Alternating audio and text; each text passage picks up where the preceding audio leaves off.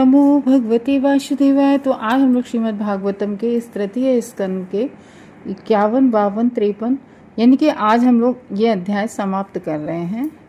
तो देखते हैं 51 में क्या कह रहे हैं ब्रह्मा जी।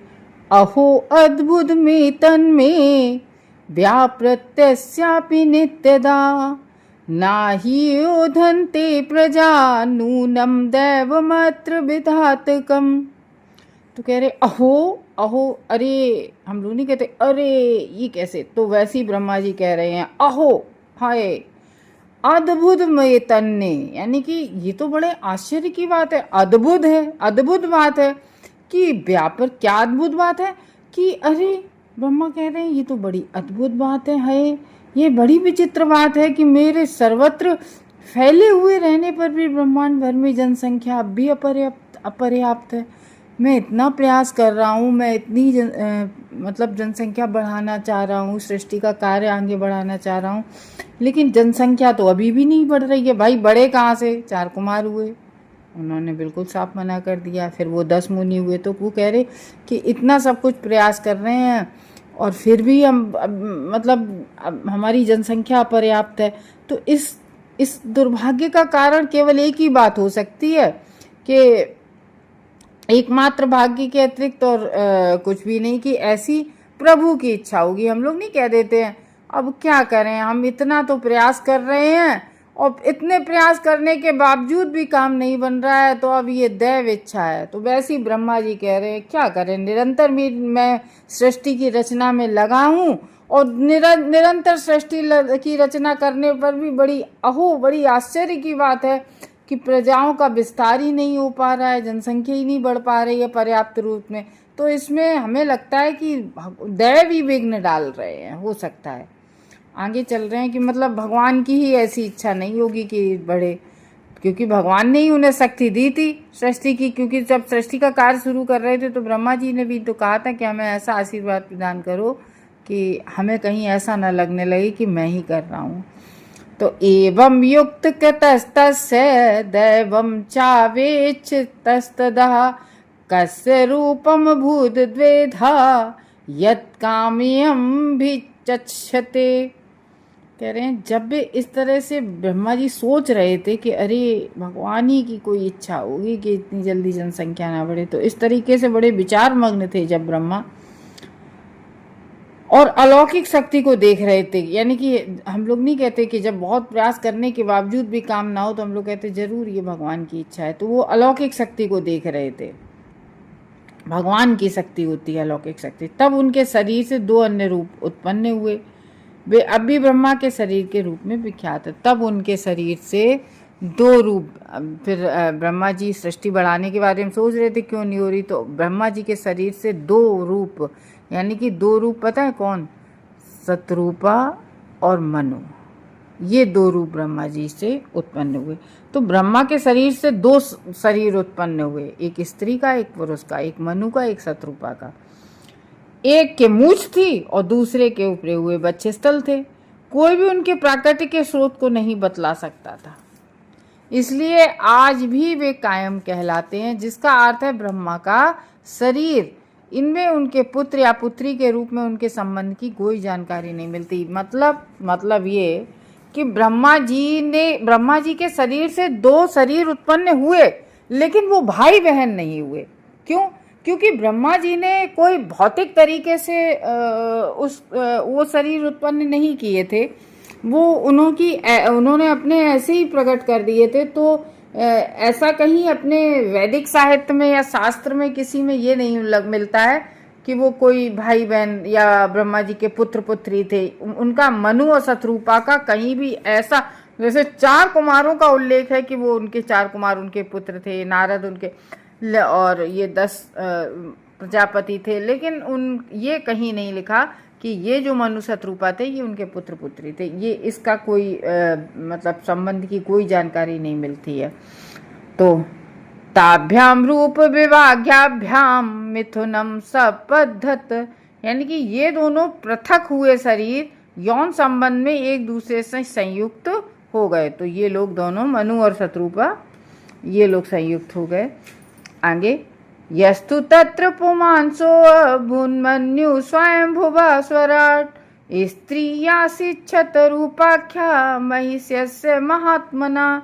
फिर इनमें से जिसका नर रूप था यानी कि मनु, वो क्या कहलाए? स्वयं भू मनु कहलाए।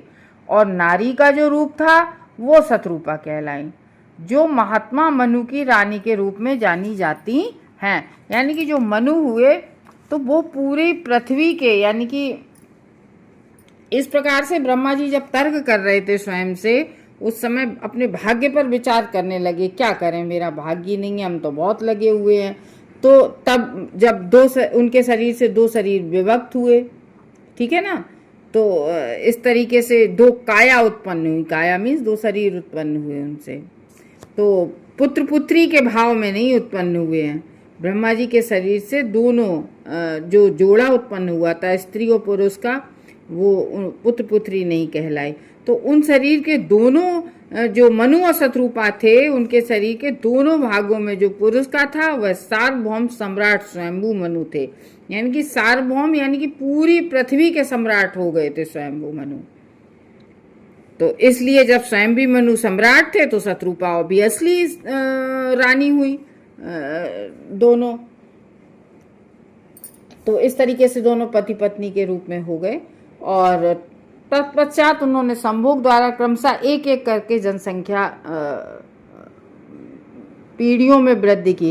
यानी कि ये यहाँ पर इसमें बता रहे हैं यस्तु तत्र पुमांस, यानी कि दोनों हुए मनु और शतरूपा।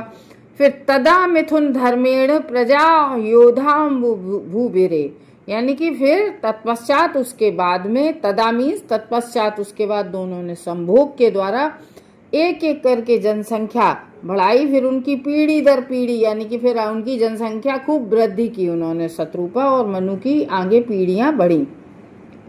सचापि शतरूपायां पंचापत्यान्य जी जनत प्रिया व्रतोत्तान पादो तिस्रा कन्याश्च भारतः आकुर्ति देवहूर्तिश्च प्रसूति रीति सत्तमा। अब यानी कि मनु और शतरूपा के सबसे पहले 5 बच्चे हुए।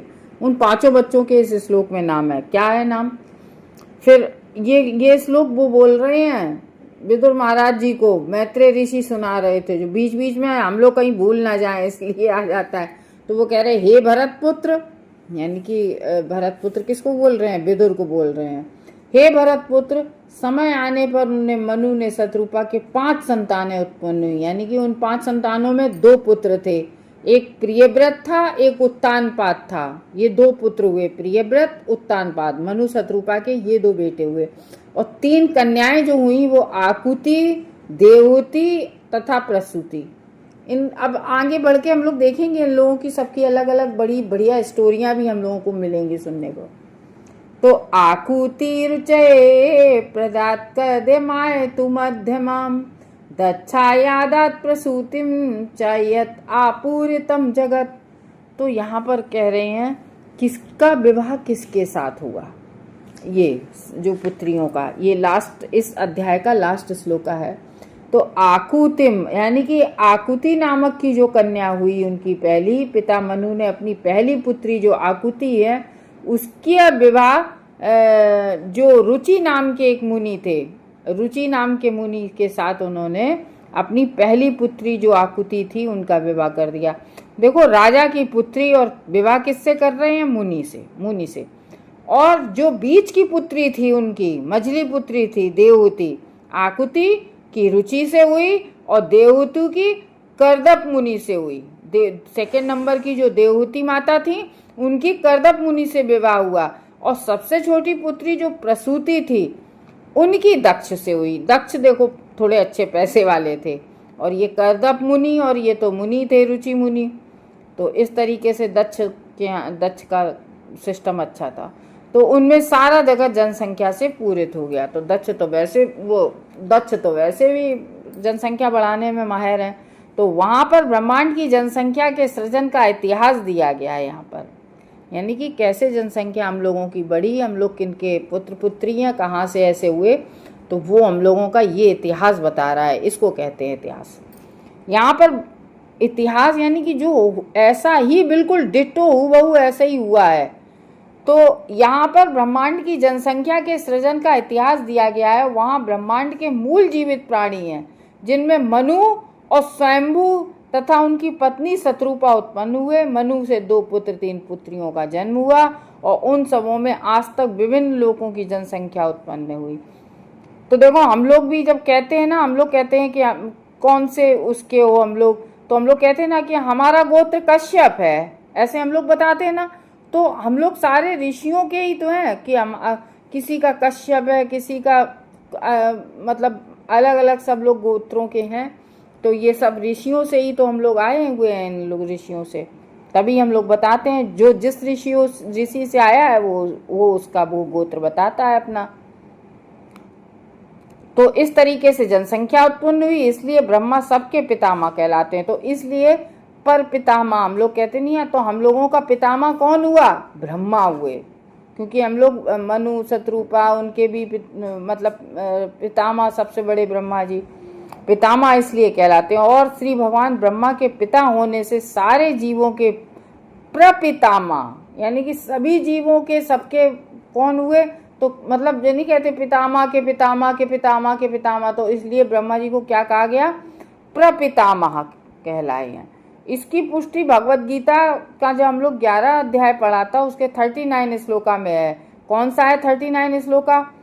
वायुर्यमो अग्निर्वरुणा शशांक प्रजापतिस्तत्त्व प्रतीतामहश्च नमो नमेस्तु सहस्त्र कृत्वा पुनश्च भूयो अपि नमो नमस्ते। कह रहे आप वायु के स्वामी, परम न्यायी, यम, अग्नि, वर्षा के स्वामी हैं, आप चंद्रमा हैं तथा आप प्रपितामह हैं, अतः मैं आपको पुनः पुनः सादर नमस्कार करता हूँ। इस तरीके से श्रीमद् भागवत के इस तृतीय स्कंद के अंतर्गत कुमारों तथा अन्यों की सृष्टि, ब्रह्मा जी ने जो कुमार और अन्यों की सृष्टि की, ये इस नामक 12वें अध्याय का भक्ति वेदांत तात्पर्य पूर्ण हुआ। हरे कृष्णा। तो आज हम लोग ने 12वां अध्याय समाप्त होता है। हरे कृष्णा भक्तों।